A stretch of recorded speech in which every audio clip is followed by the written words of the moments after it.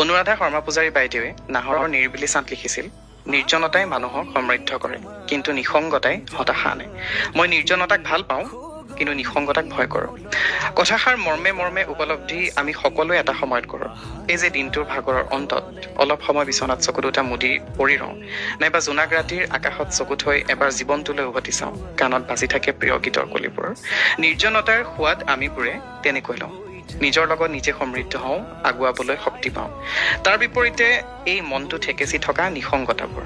দিনটোত শ শ মানুহ লগ পায়ো যে সেই এজনৰ অভাৱ, এফালৰ পৰা যাক কৈ যাব পাৰি কথা, জানানে আজি কি হ'ল?